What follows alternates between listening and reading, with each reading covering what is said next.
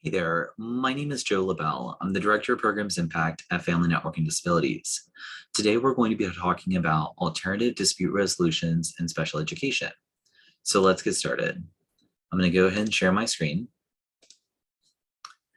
Perfect. So, alternative dispute resolution in special education. Welcome. We are so glad that you're here.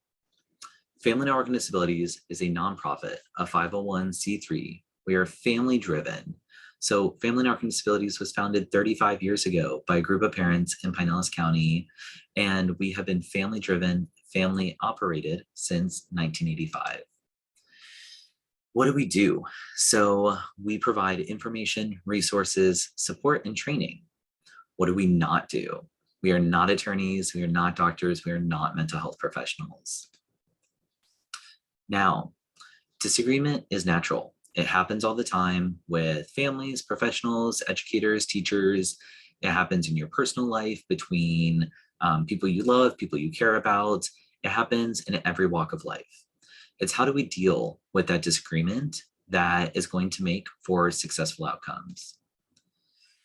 So facing disagreement, we have to accept that disagreement happens. Remember that disagreement is natural. Analyze what is that disagreement that's happening and what are we going to do about it. Let's have some open conversation about what's happening. Let's be open to listening to the other side. Use neutral language. Now, this is really important, using neutral language, not letting emotions get in our way of what is our goal. Our goal in special education and in the IEP process is the best educational outcomes for your child, right? And the educators, the school system, the school district, they all want the same thing as you do. They want the best educational outcomes for your child. But when disagreement happens, who is suffering is the child. So let's talk about some ways to move through disagreement. And later on in the presentation, we're going to talk about some different tiers of some of those alternative dispute resolution options. Separating the person from the problem. So again, my personal feelings towards someone is not what's impacting, could be what's impacting, I should say, the IEP meeting or the parent-teacher conference or the 504 plan meeting. And my personal feelings could be impacting the educational outcome for my child. And that's something we want to think about.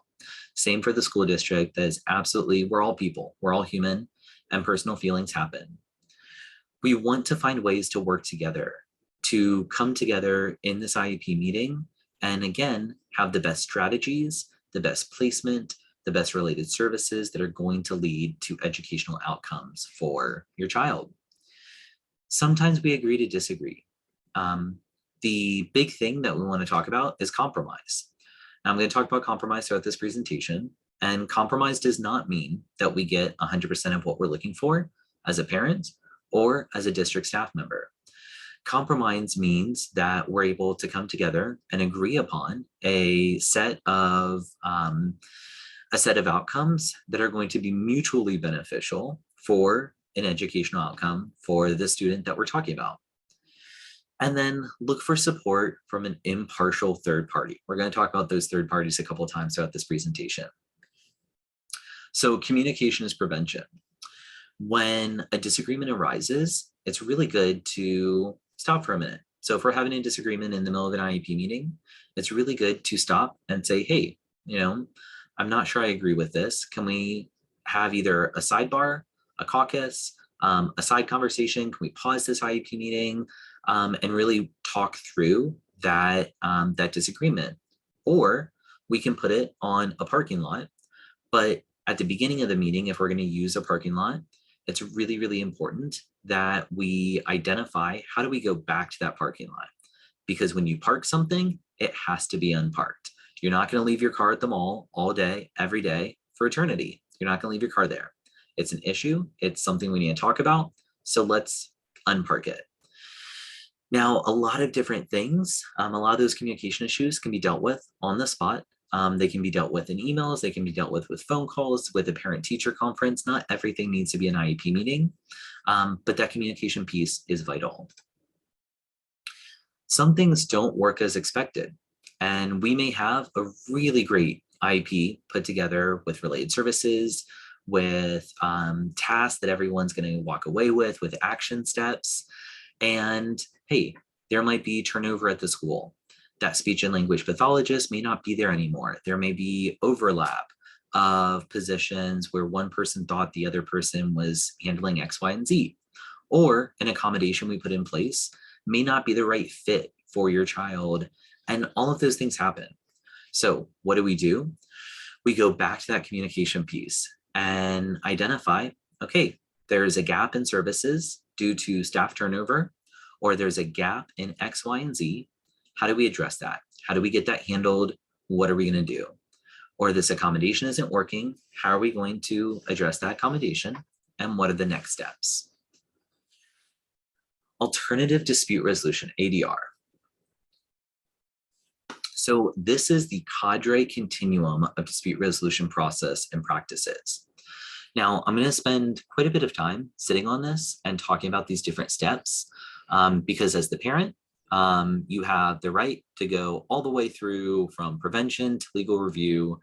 And as the district, you definitely have the ability to help the parent understand these processes and engage in these different steps. So inside of stage 1 is prevention. Stage 2 is disagreement. Stage 3 is conflict. Stage 4 is procedural safeguards. And stage 5 is legal review. So looking at stage 1 in prevention, that is absolutely that stakeholder collaboration, parent involvement, parent engagement. That's that whole piece of let's work together. Let's tackle this as a team. You know, my child has a disability. How do we find the best educational outcomes for my child? That's what that is. Stage 2 is that disagreement. So you can have a case manager that comes in. Sometimes that's the staffing specialist. Sometimes it's an assistant principal. Sometimes it's a ESE teacher. All of those different people can help resolve dispute. Now, if you're having dispute with one of those parties, you can utilize one of the other parties at that school to help walk through and help with some of that dispute. Conflict is looking at third-party options, looking at mediation models and facilitation models. So let's talk about that for a minute. So in Florida, we have what's called a mediation session, and we'll go over that in more detail. We also have a facilitated IEP at the local level and the state level, and we'll go over that in more detail as well. So those are some different options that we can utilize. We don't really have an ombudsperson here in Florida that's easily accessible. This is a national model, so that role is much more prevalent in other states. Looking at procedural safeguards. So as a parent, you absolutely have the right to have a mediation under IDEA. You have the right to a resolution meeting. You have the right to a written state complaint. We're going to talk about state complaint. We're going to talk about due process as we move forward through this presentation. And then stage 5, which is the most advanced level in this dispute resolution continuum, is legislative, litigation, and hearing appeals. So that is after you enter that legal review, after you've gone through all of the steps of the procedural safeguards. So facilitation, it's a voluntary process that can be used when parties in an IEP or IFSP, Individualized Education Plan, Individualized Family Support Plan, I like to define some acronyms, or other meetings agree that presence of a neutral third party would facilitate communication and problem solving. What is exceptional student education facilitation? Again, it's a voluntary process through which a trained, impartial third party helps establish common agenda, keep meetings focused and moving forward. Most ESE meetings do not need the service of a facilitator. Most of them run fairly smoothly. When there are hiccups, when there are bumps, we can utilize some of those first stage or that second stage of the dispute and how do we do dispute resolution. Now, how do you request an FIEP meeting?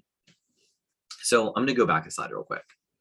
I'm a trained facilitator. I'm a trained national facilitator for facilitated IEPs. And the whole point of the FIEP is to be able to come to small, continuous agreements throughout the IEP meeting. We want to have it structured so that when both the district and so the school and the parents are understanding who's at the table. What is our goal? We're going to have common goals. We're going to agree to the agenda. We're going to agree to the goals of the meeting. We're going to agree to norms, like how we're going to speak to each other, how we're going to conduct ourselves. We're going to agree to that parking lot I talked about earlier. And in that parking lot, like I said, I'm not going to leave my car in the Publix parking lot or the mall parking lot forever. If it's parked, it needs to be unparked. So talk about at the beginning, how do you unpark something? What does that look like? Facilitated IEP meetings are usually several hours long to make sure that we have enough time to address all of the issues. It's important as a parent, if you've requested or you're requesting a facilitated IEP, understand that it's optional. It is definitely a voluntary process. And we want to make sure that we're engaging with the district in the process as we're setting that up. Now, how do you request it? It's a simple form to request a state facilitated IEP. So there's two different facilitated IEPs. There's a local facilitated IEP and a state facilitated IEP. Now, the local facilitated IEP is facilitated by either fiddlers or a fiddlers trained facilitator. And Fiddlers is the Florida Diagnostic and Learning Resource Center. And that is a statewide discretionary project from the Florida Department of Education to be able to provide support to families and districts around topics of special education. So if you're requesting a local facilitated IEP, reach out to us at Family Network on Disabilities, and we can help get you in contact with who would be the best option. It varies from district to district. Not every district has a local facilitator, and that's important to know. The state facilitated IEP, every district in the state has access to state facilitators, and they are trained, certified, third-party, impartial, third-party facilitators to help guide the meeting. They're not taking sides. They're not on the side of the district. They're not on the side of the parents. They're on the side of making sure the IEP meeting flows smoothly, that there's consistent, common, agreed upon agreements, and that we are able to provide the best educational outcomes and supports for your student. So if you would like to submit the form, you can follow this link below. We'll go ahead and attach the link as well and email it to sfiep@fldoe.org. The Florida Department of Education Facilitation Coordinator will contact both parties to confirm their willingness to work on a facilitated IEP. And for additional information, you can reach out to the state of Florida, to the Department of Ed at the number below. Here's what the forms look like. Please note that the forms are in multiple languages. So if you want to fill it out in English, in Spanish, in Haitian Creole, you can absolutely fill it out in either languages. Si quieres, podremos escribir que quieres en español, inglés, no importa, hay personas para ayudar. Once you have this filled out, it is a fillable document, so you can fill it out on your computer or you can print it out and scan it back in. Mediation. So mediation is another tool that we have here in Florida to be able to sit down with a mediator, a certified mediator, and talk about issues that are going on. Mediation has a high success rate for bridging relationships and helping mend some of that distrust, some of those instances where relationships may be broken, and that happens. So this process refers to the special education mediation under federal law. While states are required to offer a process that meets statutory requirements, there is a considerable flexibility as to how states provide mediation. This flexibility includes the selection, training, and involvement of practitioners who serve in the role of mediators and the manner in which the program is administered. The goal of mediation is to provide an environment that is conducive to the creation of a working agreement that benefits the student. The process is not intended to be confrontational or adversarial, and participants use problem-solving approach to resolve the issue. In fact, mediation can help resolve differences before they become major barriers between the parents and the school's relationship. So like I said, mediation, out of all of the options, mediation has a high success rate for really helping to mend some of those relationships before they turn to due process, which is a legal process. Now, how to request mediation. So I'll go back to this slide for a minute. A mediation decision is legally binding in a lot of ways. It is completely common for a school district to have legal counsel present. That is not something that's a surprise. We hear from a lot of parents who choose mediation when they hear that a lawyer from the school district is going to be present. Oh, I have to get a lawyer too, or I can't engage in mediation without a lawyer. That's not true. You can absolutely engage in mediation without a lawyer present. It's an open conversation. Okay, so the district lawyer is typically there to help make sure that whatever that mediation agreement is, that's going to align with district policy, state policy, federal policy, and help make sure that it's an achievable goal, an achievable agreement into the process. So how do you request a mediation?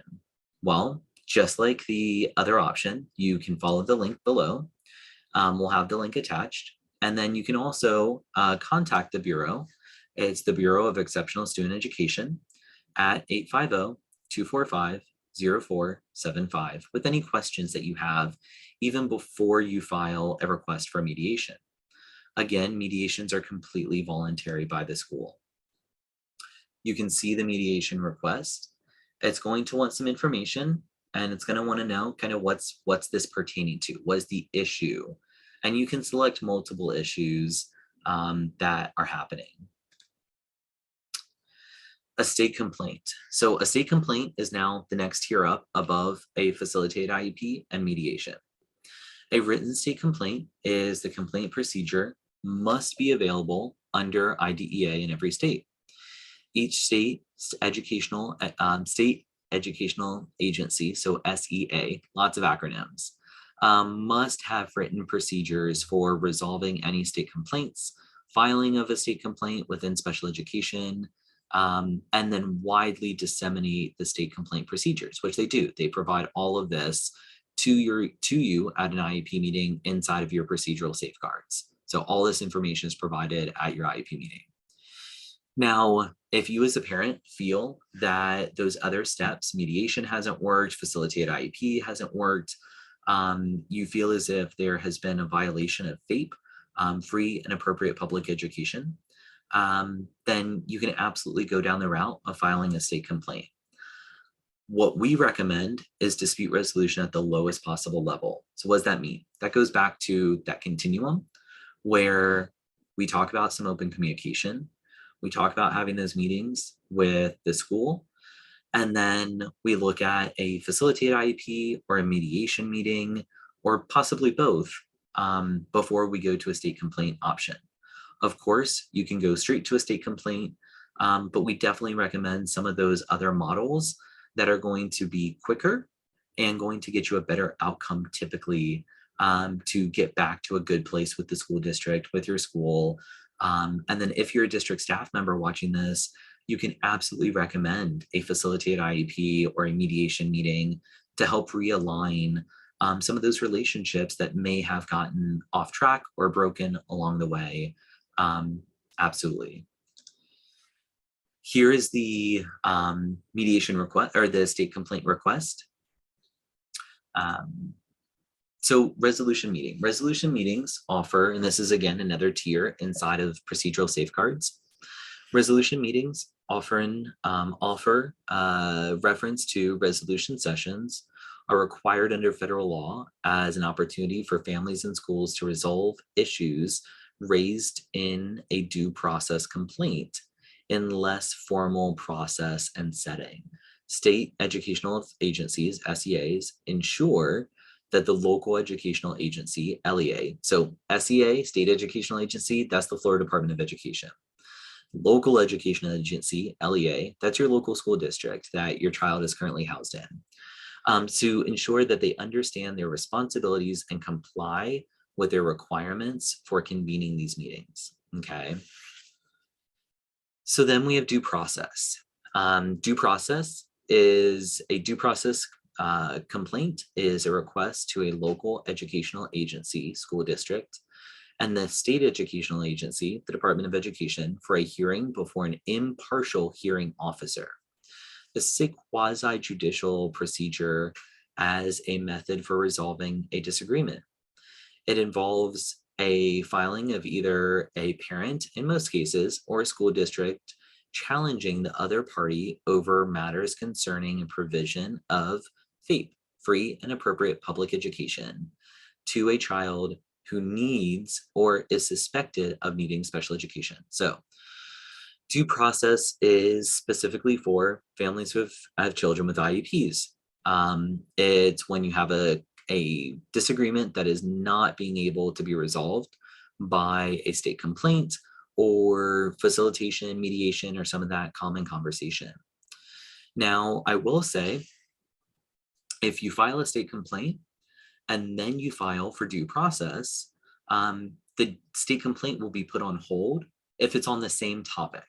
The state complaint will be put on hold until the due process hearing is resolved or dismissed, or it is dropped by either party, okay? And then the due process hearing, if it's on the same thing and you get a ruling, then the due process ruling would supersede the state complaint. Here are the process or the forms to request a due process hearing. Litigation. So this is now the final stage 5. Families and educators have access to the court system to enforce a right, although this option is typically only available after they've exhausted all available administrative procedures, meaning you've gone through due process, you've gone through state complaint, you've gone through those other options, okay? Legislative. So I highly recommend you watch one of our trainings called Making Your Case. And Making Your Case is focused on how to make some true legislative changes in the state of Florida for special education, how to advocate, and how to educate legislators on educational outcomes for students and some of the laws that affect our students in the classroom. So legislation is a process where elected officials, through deliberation, negotiation, and compromise, write laws that grant rights, establish certain duties or obligations, and create remedies in response to an emerging societal need. So this is systemic. This is no longer about your child specifically. This is about all children, and it affects a wide net of folks in Florida. Typically, the legislation, special education legislation, will affect the entire state, not just a school, not just a child, not just a school, not just a district, but the entire state. So it's a societal need. Now, the quick guide to special education dispute resolution processes.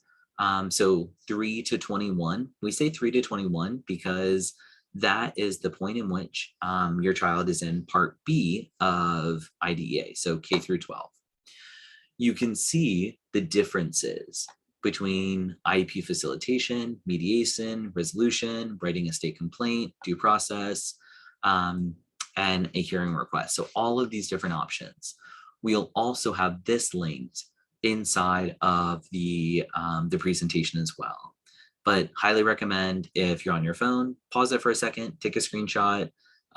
Same if you're on your computer, pause it for a second, take a screenshot. This is developed by Cadre. They're the national funded Center on Dispute Resolution. They are funded by the US Department of Education as a discretionary project, well, a National Technical Assistance Center, similar to Family and American Disabilities. We are a discretionary project through the Federal Department of Education under OSEP, same as Cadre. You can see additional information. So this document is a 2-pager. So a lot of great information. Again, I'm going to leave it here for a second, pause the video, take a screenshot. So who can help you understand the process further? We're your local parent training information center funded by the Federal Department of Education. So we can absolutely help with that process. We can walk you through the process of helping you understand what's the difference between all of these things and what's the best option for you and your family. Cadre has amazing resources for families. So it's cadreworks.org, CADRE works.org. And then you can go to /families.